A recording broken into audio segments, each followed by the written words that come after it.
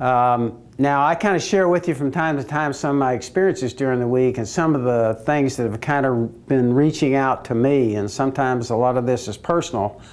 But I had a very emotional thing this past week. Don Coryell, my coach in college, and most of you out there, if you're sports fans, know about Don Coryell. He won over 100 games in college, over 100 games in pro ball. Best known for the person that in more or less the modern innovator of the I formation. Went to SC and worked under John McKay there. Went to Whittier College, was very successful there. Wound up then at San Diego State, where I came and played underneath him. He was my coach. And then I coached for him at 3 different places: San Diego State, then we went to St. Louis, and then back to the Chargers. Kind of a very famous and a great man. We had a memorial service for him. Don had passed away at 86 years old. And again, this just kind of brought to life. I just came back on the red eye last night from San Diego, where we had that memorial service.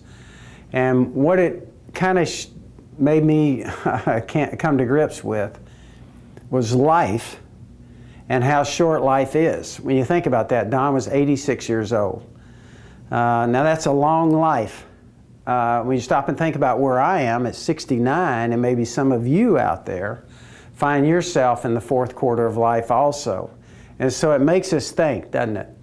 And certainly it brought up a lot of thoughts in my mind as I traveled out there on the plane flight and turned around and came back. And we had a great memorial service. I think you can kind of get it online there, but it's 2 hours long. But John Madden spoke, Jim Hanifin spoke, who had coached and played underneath Don Coryell. Freddie Dreyer spoke, Dan Fouts spoke, I spoke. It was a great service. And I think it really captured Don. And, but it also caused me to stop and think a lot about life. And what is life? I mean, nobody could have had more fun down through their life than me. I've had a chance to obviously have a great wife, great kids, grandkids. I've shared a lot of stories about my family. Having a chance to be an NFL coach was a dream that for me, and then to turn around and get a second dream to be in racing.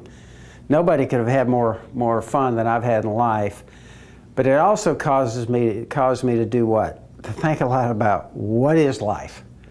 Well, first of all, we know that the life we live here on this earth, the thing that we need to think about, one of the things is how brief life is.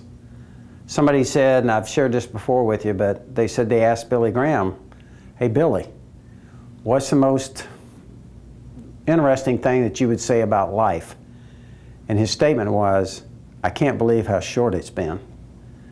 So in other words, here's somebody, again, in the 4th quarter of their life, just like me, saying how brief life is. And that we know from Job 14:2 how God describes life. It's like a flower that blooms and then withers up and blows away. In other words, our life here on earth is going to be quick, so we know that. So the question became, I think, and what I tried to share with people at the memorial service for Don Coryell was this. Okay, what do we leave on this earth? What do we leave when we leave? And really, what it comes down to is this. It's the influence that we've had on others. It's not going to be football games. It's not going to be money. It's not going to be the jobs that we have had. It's going to be the influence on others. And I used that little illustration where I was sitting in this room right here with a business friend about 2 years ago. And in the middle of the meeting, he kind of said to me, we had a little break, and he said, "Hey Joe, wasn't George Therrell your spiritual father?" And I said, yes he was. He was a little Sunday school teacher in Fayetteville, Arkansas that I got to know when I was coaching there. And he kind of traveled with the rest of my life as my spiritual father, kind of guiding me and nurturing me along. And this business friend said, "Well, you know, I was talking to Coach Moore at Appalachian State, and he said George was his spiritual father." And I thought a lot about that in my trip out to think about Don's life. What do we leave on this earth? See, what you realize there is George Sterrell had been gone for almost 20 years. And yet, what he left on this earth was the influence on me, Coach Moore, his family, friends, grandkids.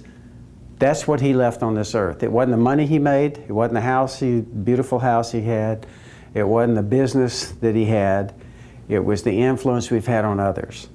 So then I think the question becomes for you and I is what? Okay, what kind of influence are we having? Is it a godly influence? Am I focused on strictly storing up my treasures in heaven? One of my great weaknesses has always been trying to appeal to people and pride and want myself up front, want to conquer, racing and football. Is that where I should be? That's one of my things I've been focused on many times, and I look back at it and second guess myself there. I should be focused on what? How I'm influencing others and storing up my treasures in heaven. So that's the first thing that kind of grabbed me in Don's memorial service. The other thing is, and the most important thing I think, is when we leave this earth, our physical life is over. Then what? Then what? Is that it? And we have two thoughts there. One is we're an accident. That's what some people will tell you. This all just got here by accident. Or there was a loving God that made us. And of course, to me, that's an easy decision. We've talked about that many times on these little updates. And God does tell us in His Word. He describes heaven to us in many ways. In Psalms 90, verse 3 and 4, what He says is this. In many ways, it's going to take us 1,000 years to begin to appreciate heaven. We have a loving, all-powerful God that can do anything. Well, think about this. He made you and I. He created this earth. Okay, He put all this together. And so He is saying to us, in our infinite mind, you and I, the great thing we have to look forward to is it's going to take us 1,000 years in heaven to just begin to appreciate all the great things He's going to have for us. And so I think that then, for you and I, means what? We should be about influencing others, sharing Christ and the relationship that we can have with Him, and pointing ourselves towards heaven, storing up our treasures in heaven. And so all of that kind of came back to me as I flew back on the red eye last night. I wanted to share that with you. I want to close by just mentioning again that now we have, for everybody out there, Game Plan for Life. This little packet that comes. It's a small group study. Lifeway, I think, did a great job to it. We did a great job, I think, with the video intros here in racing and football. I think it's exciting put together. The book is in here, so that is now available to your churches or anybody else that's doing any kind of a small group study. I'd appreciate you mentioning that. Go to gameplanforlife.com. You can get all the information you need about the small group study. And again, I want to mention to you that should you contact us, we'd like to send you a little New Testament study Bible. Gameplanforlife.com. Thanks for joining me, and we'll see you in a couple of weeks.